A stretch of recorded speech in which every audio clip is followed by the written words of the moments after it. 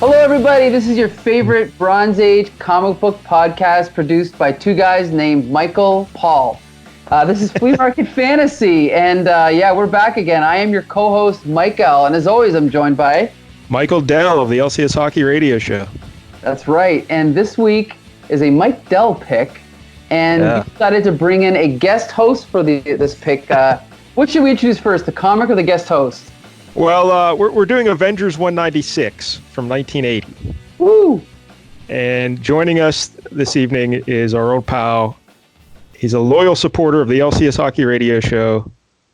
I'm kind of trying to like push Larry out and just bring in Jank as the guest host on that show. And he's also the host of the original Janksters on the LCS Hockey Radio Network. Ladies and gentlemen, Kevin Jank. Hey everybody, how you doing? Glad to be back. Yes, Jank, this is your second appearance. We're going through the same guests the second time around because we don't know any other people.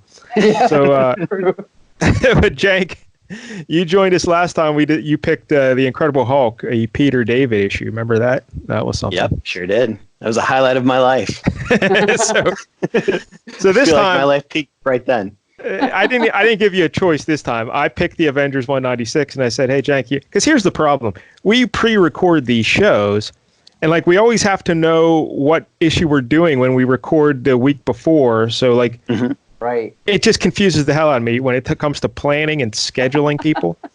So I think from now on, I'm just going to pick the books and then just see if anyone wants to come on to discuss that book. It makes it easy. I just always forget. And then I run out of time. So, but Jank, being the good guy that he is, he says, yeah, I'll talk about the Avengers.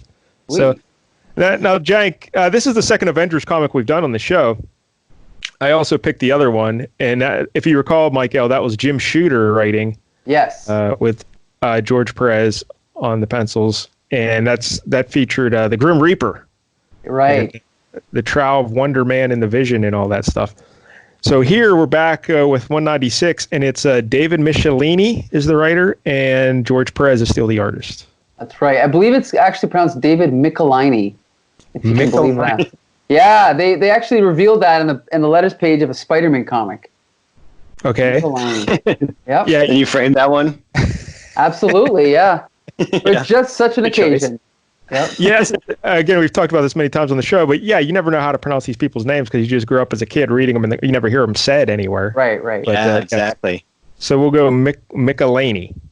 Michelini. Mechaleka hi, Mecahini ho. Yeah, exactly. Michelini. All right, David Michelini. We'll talk about him later because there's a lot to discuss with that fella. He's done some pretty, I guess you could say monumental storylines in comic books. All right. So, but Jank, what's your history with the Avengers?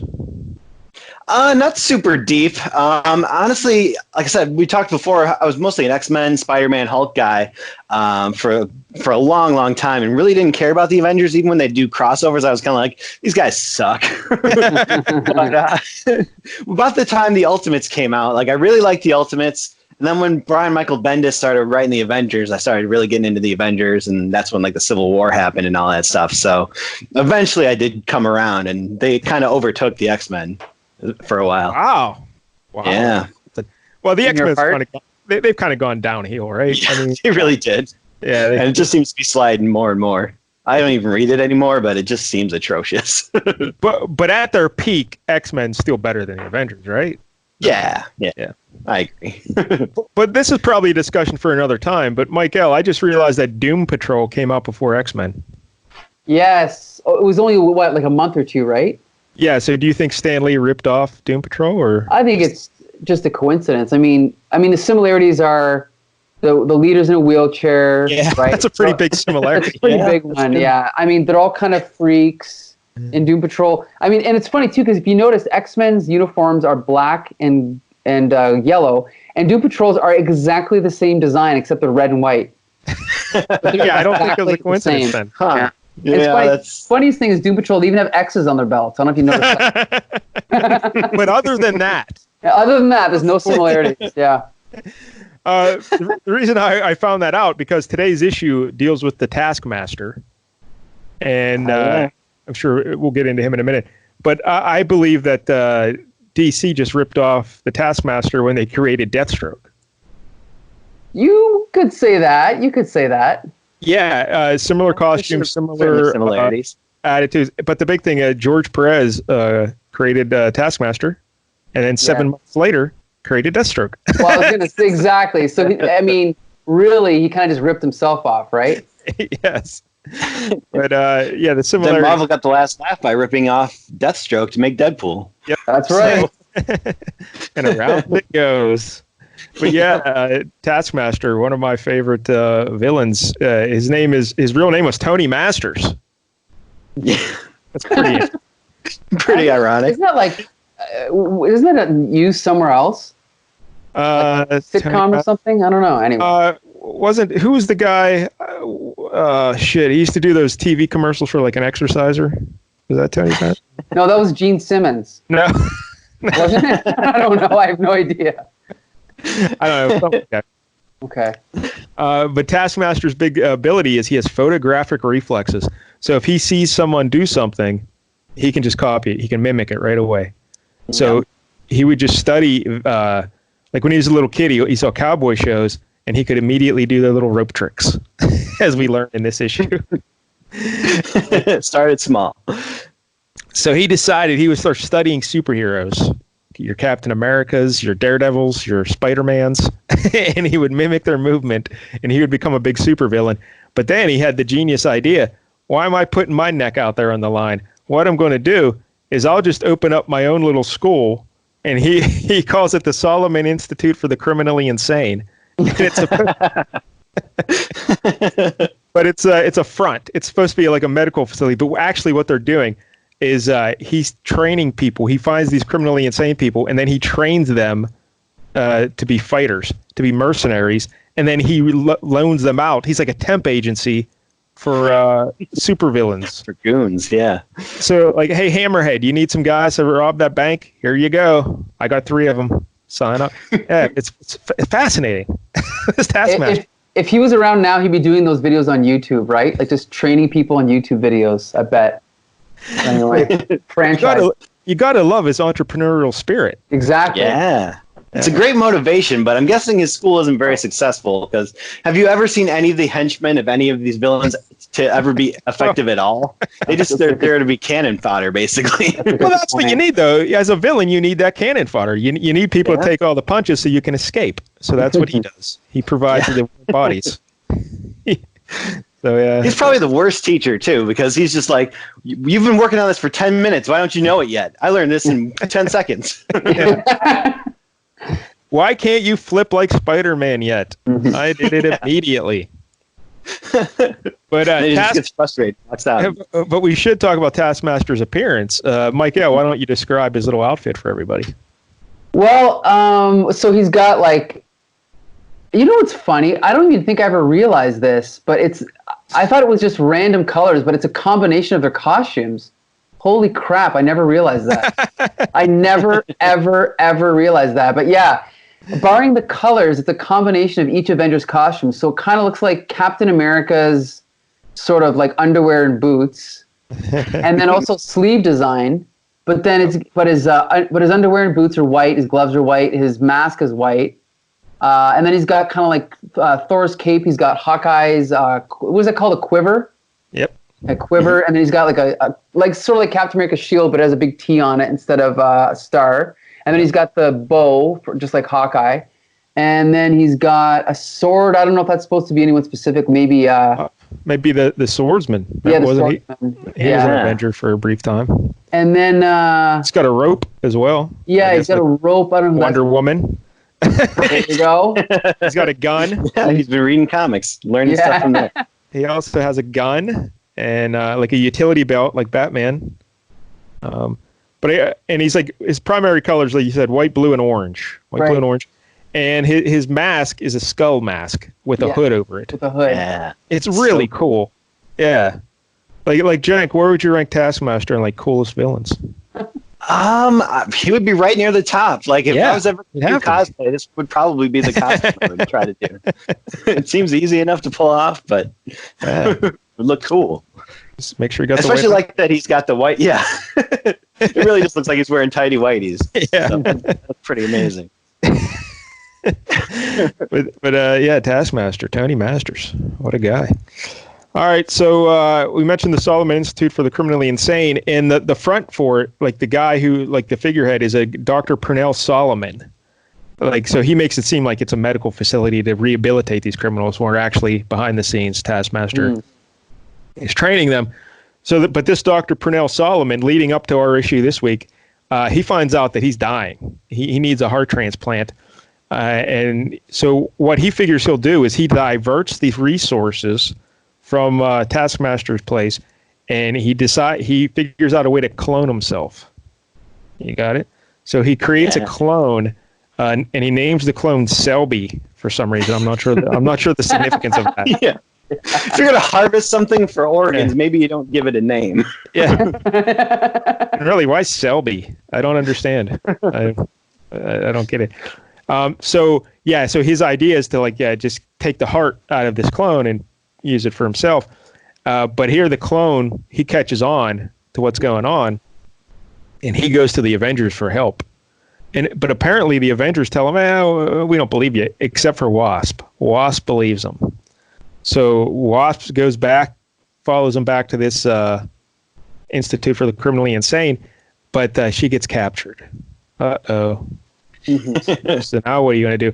So now the Avengers, they wonder what's going on with the Wasp, so they go to the Criminally Insane, but they're law-abiding citizens, Michael. Captain America will not let them just break into the facility because they don't have a search warrant.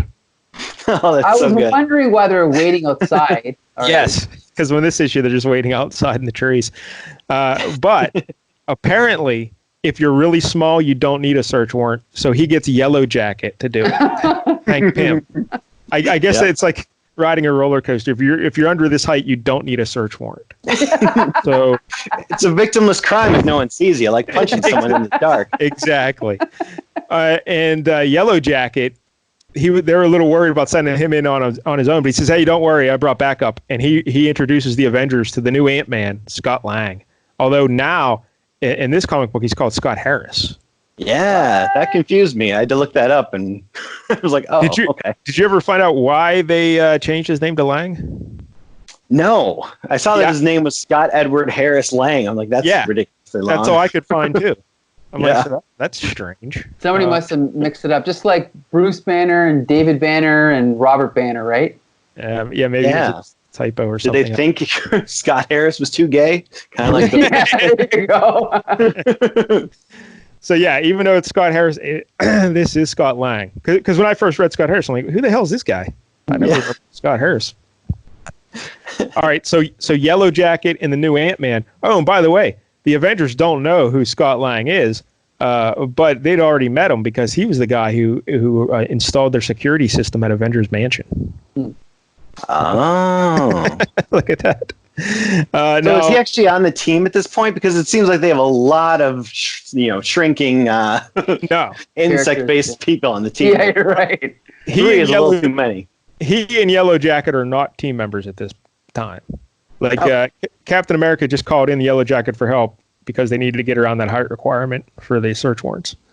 But Wasp is the only actual member of the team.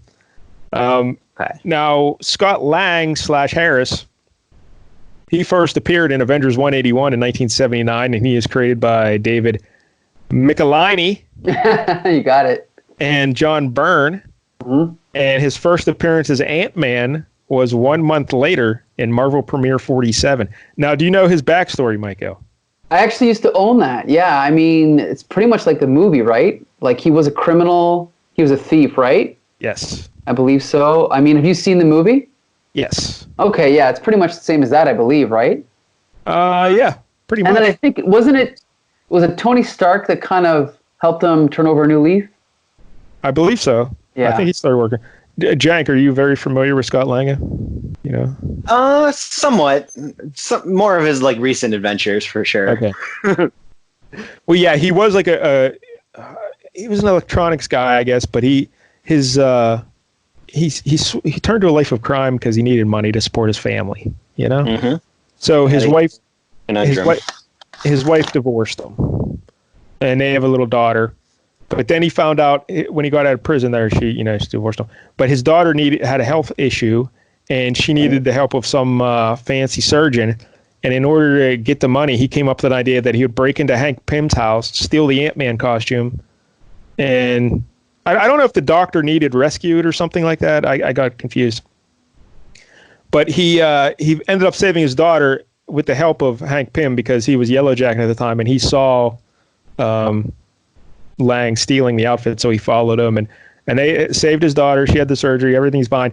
And then Hank Pym said, "Hey, you know what? I'll let you keep the outfit as long as you use it for good." So Scott Lang, he became a hero. Yeah. What a good guy that Hank Pym was when he wasn't beating his wife. Yeah, we'll talk about him now because, in this issue is Yellow Jacket, and Yellow Jacket is Hank Pym, right? Pym, yeah, Pym. Yep. And he was the original Ant-Man, Giant Man, and all that jazz. And Jank, do you know why he became Yellow Jacket? Oh, I used to know this, but I don't remember. Mike L. Actually, I don't remember. All right, so here's what's going on here this time. Get ready. Okay. Well, it's kind of mental illness at some point. Yes. He was working in his lab, and he dropped some test tubes, because, every scientist has test tubes in a lab. And apparently the chemicals made him like schizophrenic, and he flipped out. And because at the time he was too shy to propose to the Wasp. He was afraid to commit to the Wasp. He didn't want to get married, and he was I guess shy probably wasn't the right word. Just he had issues, I guess, intimacy issues. I don't know, but he wanted to propose to the Wasp. So when he went loopy because of these chemicals, he took on the personality of the Yellow Jacket, and the Yellow Jacket wasn't scared to ask Wasp to marry him, but in order to do it, he had to kidnap her. I love it. And he kind of forced her to marry him, but Wasp didn't know what was going on, but she obviously knew it was her best fellow there. So she just played along with it because she knew he was having some sort of a mental breakdown. But then when they finally put him back to normal, I forget how, but they got his the chemicals wore off or whatever. They stayed married. They stayed That's the good foundation of any marriage. Yeah. Schizophrenia, kidnapping, and in a forced marriage. Yeah, we'll stay married. But then Yellow Jacket was having more issues. He started feeling depressed and miserable because he was jealous that the Wasp, Janet Van Dyne, I believe her real name is, she was a fashion designer at the time. And keep in mind, even though she was a world-renowned fashion designer and a millionaire, she couldn't design a good costume for herself. Nope. Not once. Sure. So many attempts. Her costume in this issue is a train wreck. But he was getting jealous of his wife. He started boozing. I guess he was getting depressed. And he decided to come up with a plan to make himself seem more important to the Avengers. So he was going to design a robot to attack the Avengers, but he would be the only guy who knew the weak spot of the robot. So he would defeat the robot, and everyone would say, "Oh, you're a hero, Yellow Jacket." But when Wasp told him, "You can't do that," he backhanded her. Bang. Yep. Yeah, not a good look. And just dropped her. So then she ends up divorcing him, and his life hit the skids after that. But I don't know. Do you know what happened after that? I lost track. I know they did kind of do some retconning of this somewhat in the 90s, where it was kind of revealed that more so what was going on with him was that I believe Kang was trying to manipulate him for some reason. So it was kind of, they're trying to pin it on Kang. And then when Kang couldn't really get through to Hank Pym, like Hank Pym kept fighting him. So he eventually settled on Iron Man. And that led to the whole thing with Iron Man betraying the team in the 90s and getting replaced with a teenage version of himself. And Oh boy. it was a mess. But right there, yeah. yeah. When you said retcon, it reminded me that Taskmaster, I guess they retconned his history too a bit, and they made him like a SHIELD agent before he became Taskmaster. Really? Yeah. Huh. Who had taken some kind of like neo-Nazi version of the super soldier serum. Yeah. Yeah. That Taskmaster series I didn't like, but there was one earlier in the 2000s that I really, really did enjoy. I just reread that this week actually in preparation for this. And it still holds up. I didn't even know he had series on his own. Like, what was the plot of that series and stuff? It was just kind of a 4-issue thing where basically he was hired by Sunset Bane, who was like a competitor of Tony Stark, to break into Stark Industries and steal something or destroy something, some technology that they were working on. And basically she double crosses him, so it ends up he's got to fight the mafia and and her, and he kind of creates this gang war between the two of them, and so he's trying to get revenge essentially for this double cross. Do you remember? They talk. Sorry. Do you remember the creators of this? I believe it was just kind of this. It's weird because it was kind of like a Japanese animation style. So I think it was just this studio called Udon that was kind of doing Deadpool at the time with Gail Simone. Huh. But it's pretty good because they come up with some cool uses for his power. Like they talk about him like being able to forge checks and stuff like that. Oh. I'm gonna do that, and like he's good at gambling because he knows how to roll the dice perfectly and shit like that. Wow. And look at the end, he's got to like beat this guy, and he's like, "Well, I'm gonna." So he comes up with this plan where he basically watches a bunch of kung fu movies on fast forward. Awesome. Like that's great. Yeah, because he can mimic people so well. Like when he's fighting someone, it kind of allows him to predict their movements. So he's always one step ahead of them. And so he's very tough to fight. Yeah, which you don't see too much of in this issue, unfortunately. a little bit. Towards the end, there's a little bit. America. Yeah. But I just want to be clear. Are you saying they retconned out these scenes of him learning how to twirl a rope and all that? No, they just added the part about him being a SHIELD agent. All right. As long as this stuff is still in there. Yeah. Then I'm okay. You need him doing the rope tricks as a kid. That's essential. The thing I don't like is I think they added something where basically learning all this combat data would make him forget other things, like his who he is and his own past and shit like that. Where it's just all right, that's stupid. Yeah, I don't like that either. That's not good. All right, like just an excuse to explain why their bad continuity. There's he forgot about this stuff. Here's an idea from now on. If you're writing a comic book and you want to you get in charge of a character that someone else has already written, don't change anything. Mm-hmm. Just leave it the way it is. Go forward. I tend to agree. Yeah. And it's all because of your buddy Alan Moore, Michael. He's the guy. That's true. I will say it probably started with him, but he at least did it right. But everyone else thinks they can do it just as well, but they can't. Yeah. They've always got to add, I love Ed Brubaker, but every time Ed Brubaker writes a character, he's always got to write some convoluted new backstory of how they knew other people, or did you guys ever hear about that story? What's that? Yeah, that was okay, but then he did, I think it was Manifest Destiny, where he revealed that in between the original X-Men and the new X-Men with Wolverine and Colossus and all them, there was another team of X-Men that he formed, and then they all got killed, and then he wiped their memory wiped them from Cyclops' memory, I think, and then just created the third team. Do we really need that complication? Yeah. But anyway. It's so dumb. Yeah. I hated that. Including Cyclops' third brother. That's right. I forgot about that. Yeah. What's his name? Darwin or something? Daryl? Vulcan. Yeah, Darwin was the other guy. The guy who had the power to evolve to, adapt to anything so he could survive anything. So they probably should have figured he wasn't actually dead. Yeah. His whole power is to stay alive. Yeah. I'm Cyclops, and this is my brother Daryl, and my other brother Daryl. All right. One other character we need to discuss here in this book that we've never talked about before, Jocasta. Right. Mike L., do you know Jocasta's background? I don't know if I know her origin. I know that she's based off of, is it Jocasta is that the robot in Metropolis? Is that her name, or is Jocasta just taken from mythology, put onto that look? I can't remember. No idea. Do you know what I'm talking about? The movie Metropolis? Yes. I've never seen it. I believe that robot is where they got the design of Jocasta for, I think. Well, that's all I really know about her. I know she's based off of the brain patterns of the Wasp, right? Yes. She was created by Jim Shooter and George Perez for Avengers 162 in 1977. And basically, Ultron wanted to make a lady for himself. So he created, because he wanted to make Sweet Sweet Love to another robot. So he created. It's basically Frankenstein and Lady Frankenstein or whatever her name is. Bride of Frankenstein. Bride of Frankenstein. Right. Yeah, so she's kind of like the Bride of Ultron, and he needed a brain pattern for her, so he took the Wasp.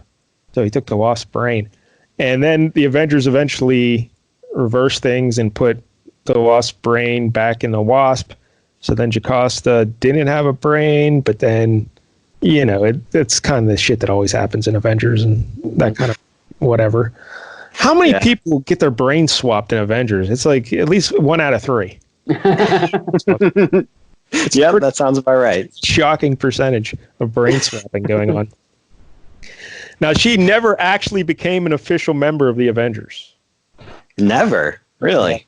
Because in this issue, they allude to it a little bit, because no one trusted her. Because I guess when she was evil, she fought the Avengers, but then she turned on Ultron and sided with the Avengers. So there's always trust issues there. But she went on a lot of missions with them, and she was a prominent character for a good bit here. But she never was an official member. She left the team right before she was going to be an official member. So she had to do her hair that day. Yeah. Get out the Valvoline and do her hair. All right, so I guess that leads us up to this issue. So we got Wasp. I should say when Ant-Man and Yellow Jacket went into the criminal institute there to rescue Wasp, Taskmaster shows up and he defeats them both. So now when this issue opens up, so Taskmaster's first appearance technically was the last issue because he just pops up in the final panel of issue 195. But this is his first full appearance in comics history. So, Michael, where are we when the book opens? Oh, the cover. We got to talk about the cover. Yeah, get the cover. Yeah. Describe the cover, Michael. So it's basically a nice pinup of Taskmaster. And he's kind of just poised, ready to strike, holding the sword, holding the bow with the shield. And it basically says, anything the Avengers can do, I can do better. Yep. And then at the bottom it says, he's looking for men who like to kill. Introducing the treacherous Taskmaster. And that's it. Pretty cool. Yep. He's looking for men who like to kill. And that the official Avengers team at this moment, the issue cost 40 cents.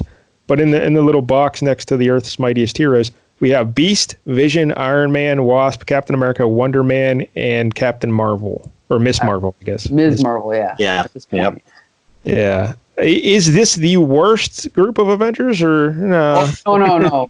You're forgetting Avengers 300 when they had Gilgamesh, Mr. Fantastic, Druid, maybe? Invisible, and Dr. Druid, right? That was. I don't even know who Gilgamesh is. Well, his other name is the Forgotten One, so it's appropriate. Yeah. Who the fuck is Gilgamesh? Like, what's his deal? I don't know him. I think he's kind of like, like a Thorish type character. He's just based on. Yeah, I want to say he was an Olympian, kind of like Hercules. Yeah. But just really old. That was his power, I think. Just being really a super old man who's been alive for millennium. Yeah, the only reason I said I didn't like this Avengers group, Wonder Man. That's basically it. I don't like Wonder Man. Yeah, he's not great. but otherwise, it's not bad. I personally don't like the Beast being in Avengers, though. I like him better in X-Men. Yeah, that's fair. Yeah, that's true. But when I was a kid, I just remember blue furry Beast in the Avengers. So understandable. Yeah. Because really, he wasn't. Because at this point in time, he was never blue furry in the X-Men. No, he wasn't. You're right. He got those powers when he was in the, I think it was Amazing Adventures series. Yeah, and I always liked his blue furry look. So I'm like, he's an Avenger. That's fine. Yeah. But, and then when they started X Factor, I think he lost the fur like 4 issues in for a while. Right. So, yeah. Right. True. All right, Michael. So now the big splash page. We get to see a good look at Wasp's costume. Yep. It's one really leg weird. Is it's covered, white. One leg is not. One arm is covered. One arm is not. And then she's just got a big W connecting it around the neck. But she's a millionaire fashion designer. Yeah. I'm guessing it got torn, but even if it was that's all the design, really. That's the official costume. Yep. Oh no. then I have no excuses for this. Yeah, so her Yellow Jacket and Ant-Man are trapped, and they got their legs and arms in metal shackles. And Ant-Man doesn't have Ant-Man and Yellow Jacket don't have their helmets, because I guess that's how they get their powers, right, through their helmets or something. Yeah. And Taskmaster is talking to him, but what does he warn him, Mike L? He says, "Don't try and shrink, or what'll happen." Yeah, he says, where is it here? Those stasis clamps my science boys cooked up bind directly to the atomic structure of your wrists and ankles. And while they can't keep you from shrinking out of sight, they do make sure that your hands and feet don't go with you. That's pretty cool. Yeah. Yeah. I like that a lot. I think I would have liked it better if he didn't tell them, and like Hank Pym tried, and you know he just loses his hands and ankles. Yeah. And he just convulsing on the ground, bleeding out in front of everybody. That'd be pretty good. Yeah. So then Mike L, the Wasp, she's basically like, "Who the blazes are you?" Yeah. And of course, this always gives the villain an opportunity to describe his entire history and his background. Well, so what does? First he's got to demonstrate his abilities, right? Yes. So he's like, "Want to see my credentials? Trainee Blitz Team 7, attack with maximum force. A 10 grand bonus to the man who takes my head." I love how this guy gets interrupted. Hot spam! I can see that new Porsche in my driveway right now. And he gets cracked with the shield. Katang. Yeah, I love it. Like and then hot spam. I've never heard anyone use hot spam as a. I'm going to start using it today. That's the new tagline of our show. Okay. Hot spam. Hot spam. All right. So then, yeah, he basically. This is kind of what Kevin was talking about earlier. He takes all these guys out so easily. Yeah. It's kind of really not impressive. I mean, it's impressive, but it doesn't really look good on them, does it? So no, not for them, but for him, it's very impressive. Yeah. Yeah. So he takes them all out, and they're all, down for the count. And then we kind of cut to reaction shots of what's his name, Dr. Pernell Solomon and his clone. Yeah. Selby. Hey, Mike L, his clone on the left there looks like Doctor Who. I was kind of thinking that. He kind of does. You're right. Because the clone is younger, so he's got a full head of hair. And the older guy's got short cropped gray hair. Maybe that's what they were going for, eh? Maybe. Well, anyway, so then he knocks them all out, and they're all down on the ground. Of course, he's like, "Morty, dock these guys an hour's pay for sleeping on duty, will ya?" And when he says that, Mike, I'll look at that panel. The way Taskmaster is standing, that's definitely a Deathstroke pose. Like, I don't know. I've read some Deathstroke in a couple of times. Okay. It definitely looks like Deathstroke there. I can see that. Yeah. Yep. So then Wasp, it's funny because Wasp is impressed, right? Like, I think she's slightly turned on, to be honest. Yeah. She's real horny, this Wasp. That was incredible, but how? And as you can see, depending on how you look at this shot, it's kind of, you got to wonder, what is Taskmaster doing to the Wasp in that second panel? But anyway. Then, look at the left, especially the left one with Ant-Man, Scott Harris / Lang. Look how he's positioned. I didn't even notice. It's like he's turning his body to the extreme just to get a look at what Taskmaster's doing to the Wasp. Yeah. I didn't even notice that. That is hilarious. Okay, so anyway, it's impossible for him to be positioned like that because of the way the breasts are.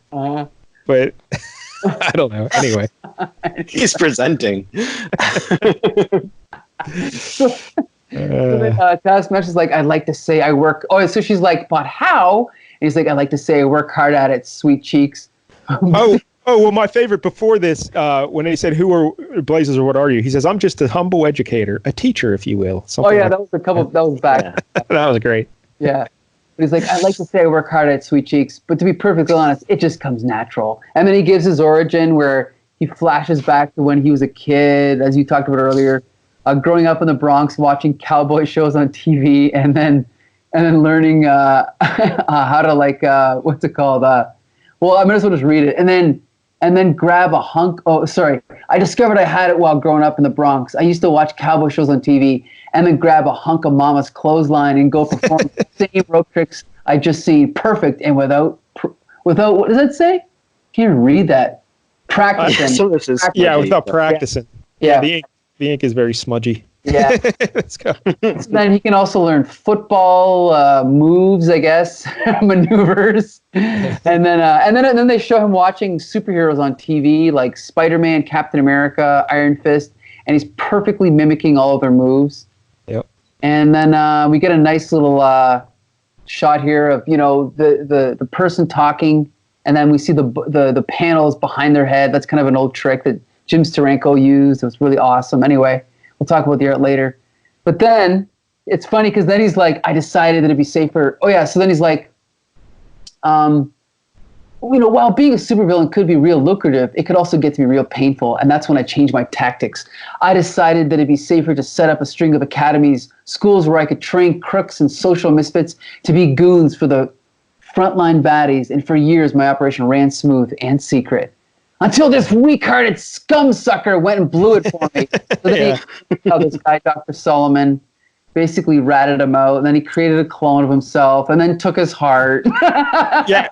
Well, he hasn't taken the heart yet, but he's mad at Solomon because Solomon's nonsense led the Avengers to the secret hideout. So now he knows he's in trouble.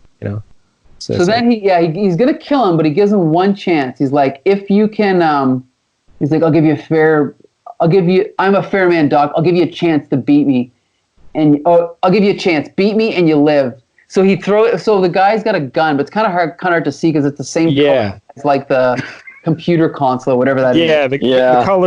The color screwed that one up. Right. So then he's like, if you can beat color me, of gray. Yeah. So then he fires his gun, and of course, that was a rotten shot, Doc. I didn't even have to move my shield to block it. Now it's my turn. No, please don't kill me. Don't. And then he just has a heart attack. Yep. And that's it. I'm Dr. Go ahead. Oh, you're forgetting the best thing. After he has his heart attack and collapses on the ground dead, Taskmaster says, wimp. Yeah. Wimp. Yep. And then basically this is where we cut to outside and see the Avengers waiting because, as you said earlier, they don't have a warrant, so they just got to sit there.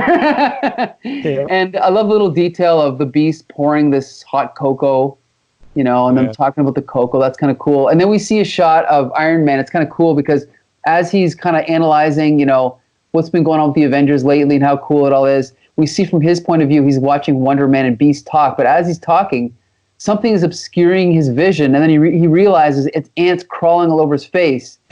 And then Captain America orders Vision, set your solar beam on low intensity, burn them off before, wait. They're not crawling in, just on. It's got to be a signal from Ant-Man or Yellow Jacket. So they figure out what's going on, and they decide. And then he's like, "No." Then they're in trouble, Cap. We've got to. I'm way ahead of you, Wonder Man. Avengers, assemble! Even though they're all standing right there. My favorite part of this scene was just like Iron Man's having this whole thought, monologue about wow, we're actually getting along for once. Yeah, usually we just be punching each other. It's like, wow, that's pretty sad. But then I like how it's interesting here, though. Back here in these days, there's just open space for his eyes. Like the ants could crawl into his helmet if they wanted. And he says no, they're just crawling on, not in. But when Captain America immediately tells Vision, hey, hit him with your heat ray, he would have also been burning up his eyes. That's right? True. In his mouth. Because I think the implication these days, Jank, right, is Iron Man, it's a face shield, everything's covered and protected, and he's got some sort of a breathing thing inside. But here, just open space for the eyes and the mouth.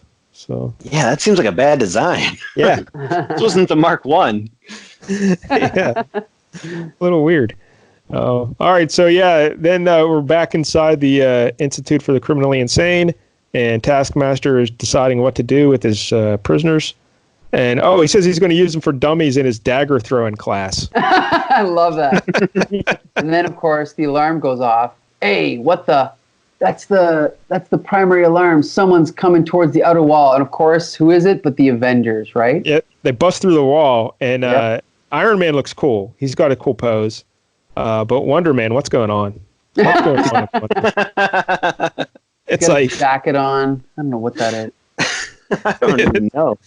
Under modeling his jeans. Yeah, he is so lame. It looks like a picture you'd see in a Sears catalog for someone. Yeah.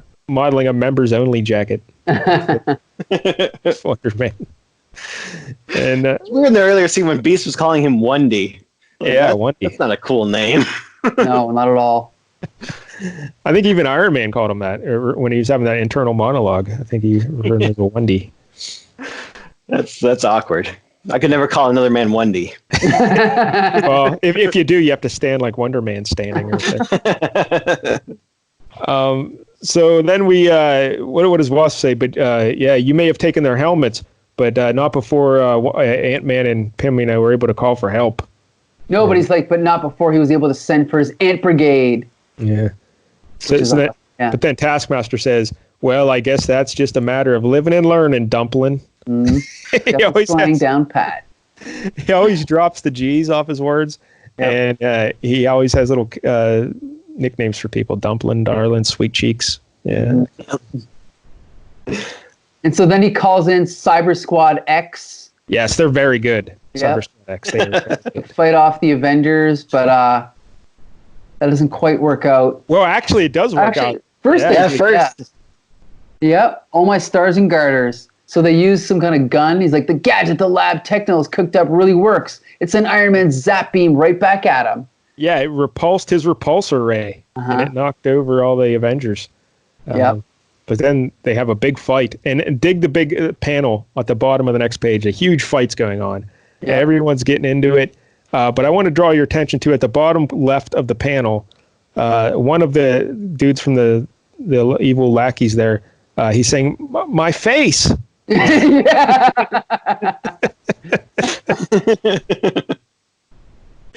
Well, it's also funny because then Beast says, eat soul, brother, but he's not even wearing shoes. That doesn't make any sense. Well, the sole of his foot. The sole of his foot. Okay. But I think of soles as like, the soles of your shoes, but I guess. Right. It would be better coming from any of the other Avengers. Yeah, exactly. But the play on words of soul, brother. Soul, brother. Yeah, that's great.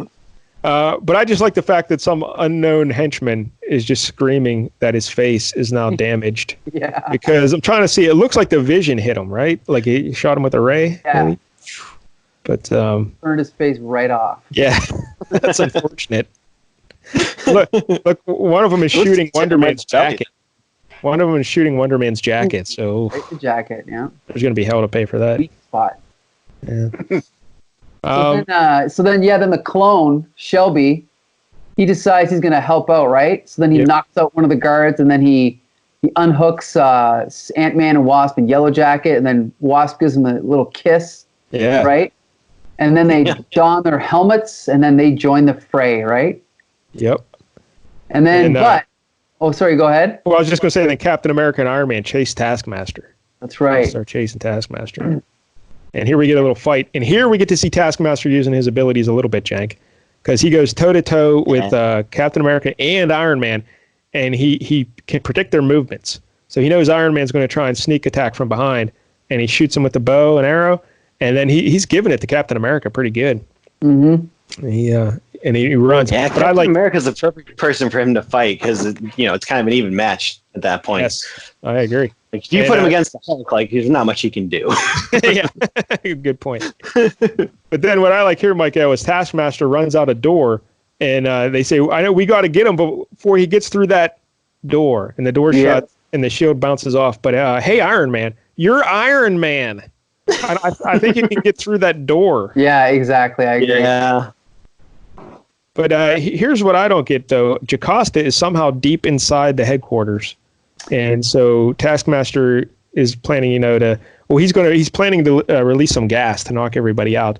But Jocasta is there to stop him. How did she get all the way in there? Well, see, that's why, to be honest, when they first came through smash through the wall, I didn't even notice her there. She is there. Yeah, she's there, but she's not in the fight at all after that point. So it's like she just disappears after that entrance. Yeah, she somehow figured out that that's where Taskmaster would go, and because no one would notice a big robotic lady walking around. She's very nimble. But what I like about this, though, Michael, is Jocasta's a robot. Right. She just stands there. She doesn't move. The Taskmaster doesn't know who she is. He has no knowledge of her. Yeah. He can't mimic her. He can't do anything. So she just makes short work of him. Exactly. He throws his shield, and it bounces up a force field. and then he shoots his arrow, and then she destroys it with her laser vision. Yep. And then Wasp and Yellow Jacket come back, right? Yep. They're zapping him, and then basically he kind of realizes he's like, I kind of like this. They're like, unless you think you can take all the Avengers on at once, and he's like, no, I can't do that. But I bet you the spiffy magnesium flare my lab lackeys came up with can. So at least he admits when he's outnumbered. So that's kind of cool. Mm-hmm.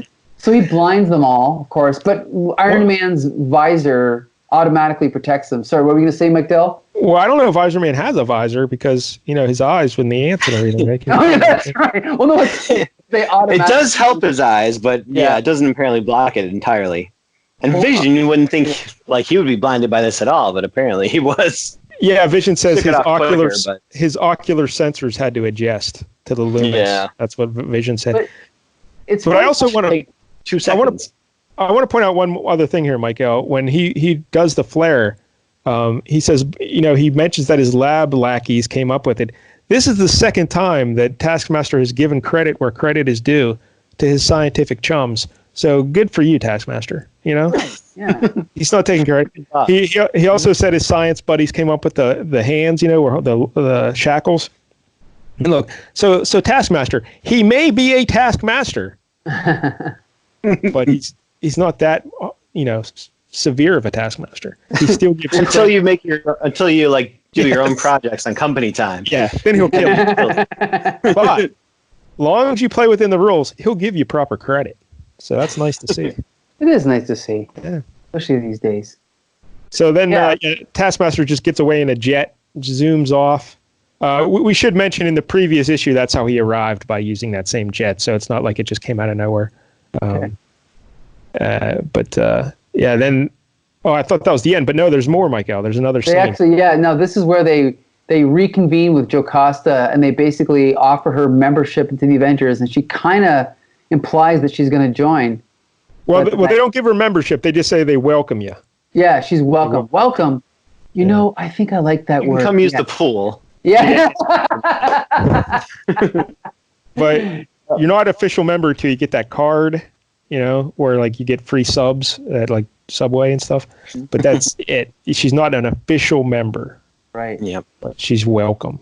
Yeah. Yep, and that's fine. Yeah. And sounds kind of racist against robots to me. A little bit. Well, Vision's in there somehow, Yeah. But next issue, Prelude of the War Devil. I have no idea what that means, but I'm intrigued.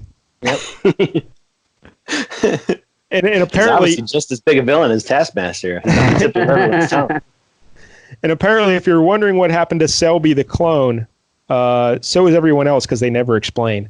So basically, there's just a clone wandering around the world now, with no job, no history, no family, nothing.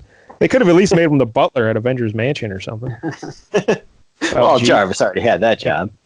He could use a little sidekick. Jarvis and Selby taking over the world. Yeah, that's one of those characters that they could still bring back somehow. Yeah, they probably will. I'm sure they will. Yeah.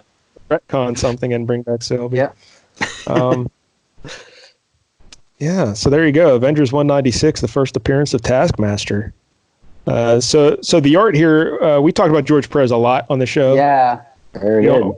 Really have to go back through all his history again, but he drew the Avengers from 1975 to 1980, and he did 26 issues during that span and 2 annuals, and the issues were 141 to 202. So in that 60 issue span, he did 26, so almost half. But this is still young George Perez, but where would you say peak George Perez? 82 to 85, somewhere in there, where he reached his peak? I would say, I think personally 84 to 86-ish. Yeah, that area for sure. This is still youngish George Perez. But I think the art here is fine. It's like rock solid comic book art, Totally. Not spectacular, but real good. I mean, it's good though. No complaints, right? No. Yeah, it's solid. Yeah, unless he designed that Wasp costume. Yeah. Yeah, you can tell that his anatomy is not great, but it's so polished. And he puts so much effort into everything. I think that's the key, right? puts a lot of thought into everything. Like the Iron Man thing, that's a cool moment, with the ants crawling over his eyes. Yeah, there's a lot of good stuff here, and we're getting to see glimpses of the future Perez, because for the majority of this issue, the panel designs are pretty standard. You get 5-6 panels a page, but there every once in a while he'll bust out like you mentioned earlier, Michael, the big picture of Taskmaster's face, and then he'd have the little panels. Right, it's about 6 panels. And when we did that Crisis on Infinite Earths, we got into the panel use of George Perez. He just went nuts with the panels. Right. Yeah. So you kind of see some of that getting in here. But I think it's a nice a mix of panel layout and design. So, yeah, I think everything's cool. This is good art. Good stuff. Damn solid. All right, so now let's get to the writer, because we've never talked about David Michelinie. You got it. On the show before. He was born in 1948. He broke in with DC in 1974, writing House of Secrets, Michael. House of Secrets. Oh, right. Yes. And he also work title. Also did some Swamp Thing, like in 75. And Adventure Comics 452 in 1977, he wrote the issue where Black Mantis kills Aquaman's son. I believe I've read that issue, yes. What do you mean? I should hope you've read it. You're Mr. Aquaman. I've read almost every Aquaman. I mean, if you kill Aquaman's son, it's basically like killing your brother. Yeah, basically. You are the Aqualad. Said about that. Now, Black Mantis suffocated him. Is that correct? Oh, you know what? I can't remember, to be honest. Wow, I am so disappointed in you, Michael. Yeah. I'll have to schedule it on our show so that we can go over the details. How about that? Also, in 1976 and 77, he wrote issues 2 through 10 of Karate Kid. Get out of town. Yes. Really? Oh. And explain to the people, Michael, this is not Danny LaRussa. Karate Kid. Oh, yeah. So, you know what's funny? When you first said it, I thought it was that, but you're talking about the Legion of Superheroes. Yes. This is a member of the futuristic team of teenagers, the Legion of Superheroes, and Karate Kid actually existed before the Ralph Macchio Karate Kid. I've never seen Karate Kid, the DC version. I'm going to Google him right now to see what he looks like. Sure, he's pretty cool. DC also came up with Starman first, but anyway, go ahead. Well, I find it pretty hard to believe that he's pretty cool. He is. Trust me. He can't be better than LaRusso. He kind of looks like a little bit like Iron Fist. He's got a white gi, and a black belt and black tights, but he's got like this yellow thing that sticks up behind his head, kind of like Iron Fist-ish. Oh yeah, he really does. Yeah. And you know who created Karate Kid? Who would that be? Jim Shooter. Oh, that's right. Yeah, we did talk about that before. All right, Sorry, what'd you say, Kevin? I wonder which one came first, because they do look awfully alike. Iron Fist. I think this was first because this was 66, so this is before Iron Fist. Yeah. Oh, how about that? Damn. They just steal off each other left and right, Marvel and DC. They really do.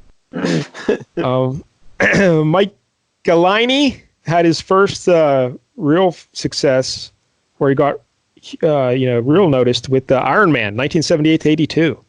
Yeah. He did issues 116 to 157. And then he returned to Iron Man 5 years later to do from issues 215 to 250. And that was years 87 to 89. And some of the stories he did was Demon in a Bottle, where Tony Stark was a boozer. And he also did the Armor Wars, right? Yep, that's right. So now, Jank, did you read any of those stories? I have read Demon in a Bottle. I've always wanted to read Armor Wars and Armor Wars 2, but I have not, sadly. I've never read any of them. Mike L. How about you? Oh, yes. I grew up. So, yeah, he had 2 runs. I grew up on his second run, which was Armor War and all that. And then I just read his first run last year, and I love it.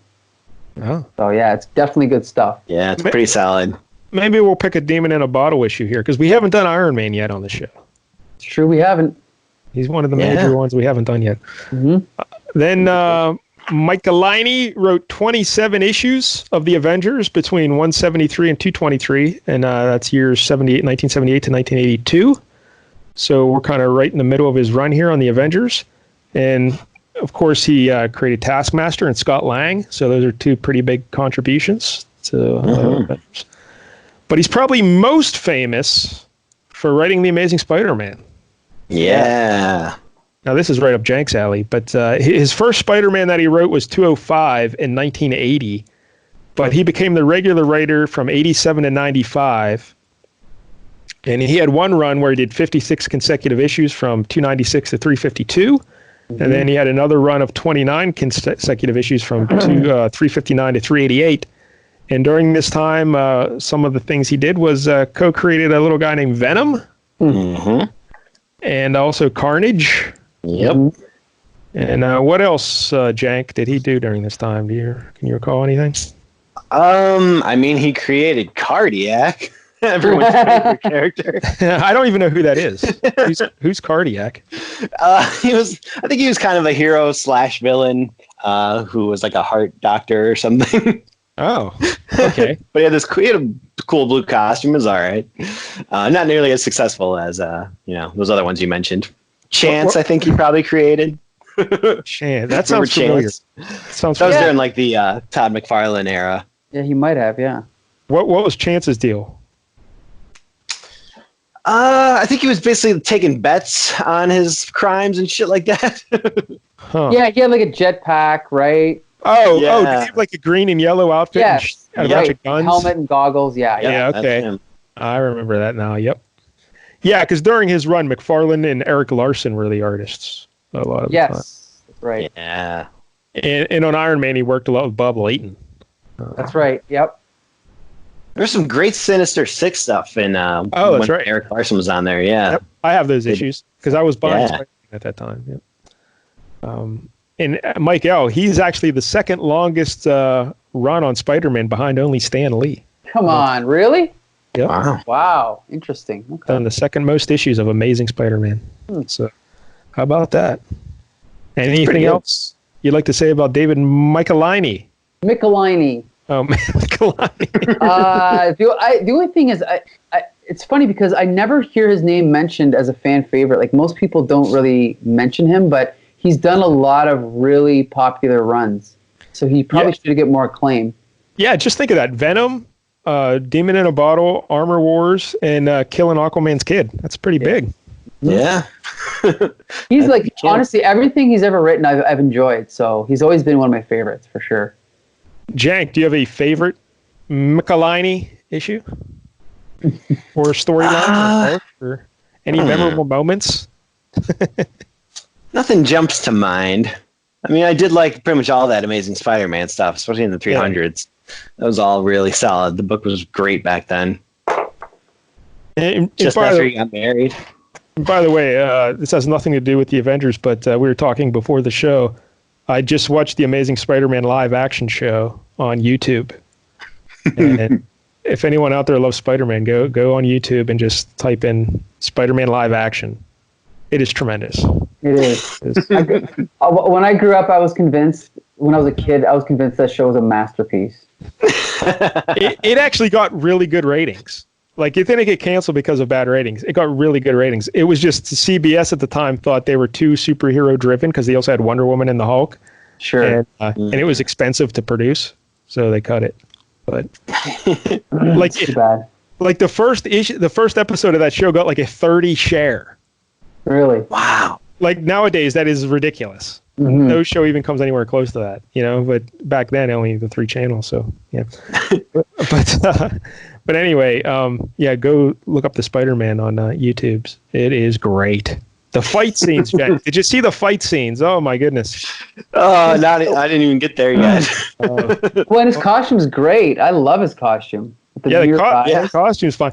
But I love when he's climbing the walls and they kind of do it like, sometimes it looks like it's really authentic, like they're doing it for real. Right. Yeah. But then other times it's on like a green screen and the guy's crawling, his butt's real high in the air and his feet, it's hilarious. Well, there's some scenes where, like, even with the Sam Raimi Spider-Mans, which I loved, every time he was swinging, it just looked like a video game. But at least in the old TV show, when he was crawling up a building, sometimes it looked like an actual man on a real building, right? Yeah, they put a rope on him. And it was great.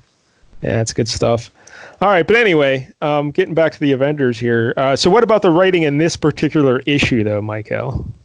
I thought it was pretty good. Like, as always, David Michelinie, he's not really an innovator, but he's definitely a solid superhero comic writer for sure. You know, there's always a little bit of humor in there, a little bit of fun, and yeah, I don't know. I think it's great.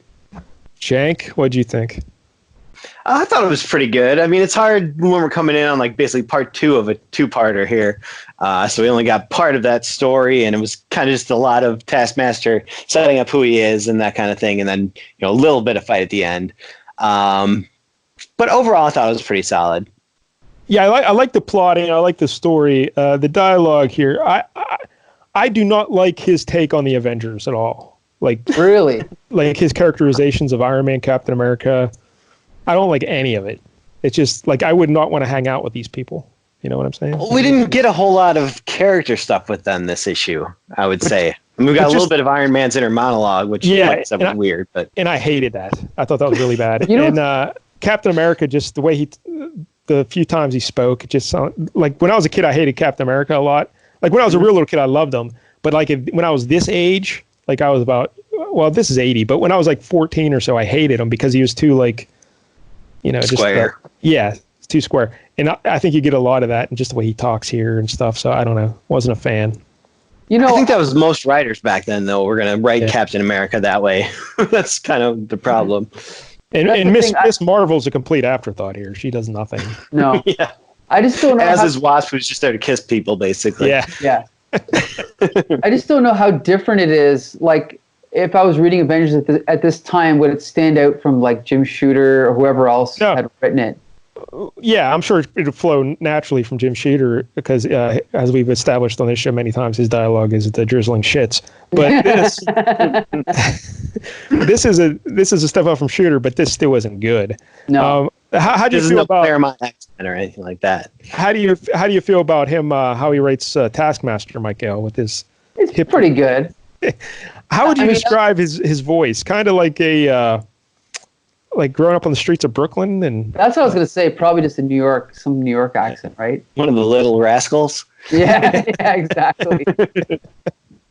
So it's the sweet cheeks and the dumpling and that kind of stuff. I don't know. Yeah, I wasn't a fan of the writing here, but whatever, it's fine. But we still get the first Taskmaster. Yeah. Technically, probably the second, because I'm sure they showed him at the last panel. Yeah. His first appearance is technically 195 because the closing panel, he's Wasp sees him and he has Ant-Man and Yellow Jacket knocked out, and But so there it is. I think we've all learned something here. I don't know what. We've learned how to pronounce Michelini. You got it. Yep. I'll forget it by 10 minutes from now, but for now, I know. I need to find that Spider-Man issue and frame it like Mike L did. Here's a little bit another trivia about this issue. I guess in the original issue they had a letters column, and one of the people who wrote a letter was I don't know how to say this guy's name either. Kurt Busiek. Oh yeah, Kurt Busiek. Wow. Yeah. And I guess tell people who he is, Michael. Well, he's mainly known as the writer of Marvels and Astro City, and he actually did a really long Avengers run of like 50 issues or something. He wrote Iron Man. He wrote Superman. Everything. I was actually just reading the Thunderbolts that he did. Really good. That's right. Yeah. He's a Marvel and DC mainstay for sure. I always love when you see like little kids writing letters and then they become creators down the road. That's pretty cool. So yeah. All right. Anything else about this issue? I guess 1 to 10, Michael. What do you want to give it? I'll give it a 6.5. All right. I'll read more for sure. Again, knock off the half stuff. You and Larry always trying to get halves in there. Pick a number. Well, I would say 7 because I enjoyed it, but it's clearly not a masterpiece. It's just a lot of fun. Jank? I'll give it a 7.1. See, that's acceptable. Long as you do 10s, that's acceptable. But 5s. Just because I like the Taskmaster so much, I'm gonna go there. Yeah, I'll give it a 7 as well. I didn't like the dialogue at all or the characterizations of the Avengers, but it's Taskmaster. Yeah, that gives it a couple of points right there. Yeah, a point for hot spam. Another point for Wasp's bare leg in her costume. So we'll go with that. But yeah, so I'll give it a 7. It's solid work from Perez, and it's the first Taskmaster. What's not to like about it? You know? Yeah. So 7's all around. And now we get to the part of the show I dread. Glad to be of service. I love this. So check this out. I actually had something else picked, but I changed it at the last minute. Oh, no. He called an audible. Oh, no. So Kevin Jank, I think you should actually join us next week because we're going to be doing the new Teen Titans #2, the first appearance of Deathstroke. Oh, no. Oh, Yeah. wow. So you called an audible right on the show. Yep. Wow. I like it. Yeah, Jank, you're free to join us whenever you want because we've got nothing going on. But Hey, whenever you guys want me, I'll be here. have you ever read any Teen Titans? No, never have. Interesting. One of the only Titans I read was Teen Titans and the X-Men. Remember they had that crossover? Yep. Yes. I was just actually reading that recently. And that's Walt Simonson, right? Yes, it was. Yeah, I was always a big fan of his stuff. So yeah, Walt Simonson. All right, Michael. Now, I guess I was going to ask you what were you going to pick, but I guess you're saving that. So you want to? Yeah, it's a secret. I can't tell you. I can give you a hint, but then you might guess it right away. I want a hint. You want a hint? Yeah. You didn't get the hint last time about the turtles. Yeah, I totally forgot the turtles existed. You know what I was thinking of? Wasn't there some comic where they're like Japanese rabbits doing kung fu too? Or something? Yeah, radioactive Jimbo? black belt hamsters or. No, I thought there was one with rabbits. What did you say, Jank? Was it Usagi Ojimbo? I think that's it. that's what I thought you were going to say. But I totally forgot the turtles were even a thing. So yeah, that was crazy. All right. So I'll give you the hint, and that's that in one way or another we discussed this comic on tonight's show. But I was gonna pick it, but I didn't. Aquaman? I can't say. You'll never know. Yes. It's either that or Spider-Man. Well, it's not Karate Kid, so we know that. I don't know. All right, so it'll remain a mystery, but I guess that's it for this week. We got to thank Kevin Jank. Right. Again, original Janksters, LCS Hockey Radio Show Network on Blog Talk Radio. Jank, do you have a show this weekend? Or, well, we're pre-recording, so. Yeah, maybe. Yeah. We'll see. But there's a whole archive of past shows. Go back and catch up. Hey, and by the way, you Mike L fans out there, he appeared on the LCS Hockey Radio Show last week to talk about Midnight Madness. That's right. It was a good time. So, and hopefully I'll be on again soon. Yeah. But we will not be discussing Max Dugan Returns. Oh, horrible. You're never going to get any listeners with that attitude. You will never get to pick anything on the LCS show. It's bad enough. Grease 2, and that went over pretty well. That is true. I guess you did pick Grease 2. Yeah. All right.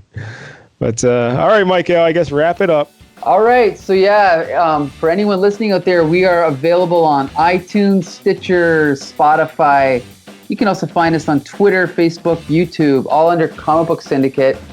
Subheading Flea Market Fantasy. Subheading produced by Mike L. and Mike Dell. Subheading produced by El Del Radio, okay? Yes. Confusing as possible. So every week we pick a different Bronze Age comic book, and we talk about it for about as long as it takes for us to get bored of it. And then we move on to the next one, and that's about it. So yes, please join us every week. I know that you're out there. I know that you haven't said anything, you haven't commented, you haven't emailed, but we know you're listening. And in fact, you haven't even registered as a download, but we know you're out there. So please. It's like the coronavirus. Right, exactly.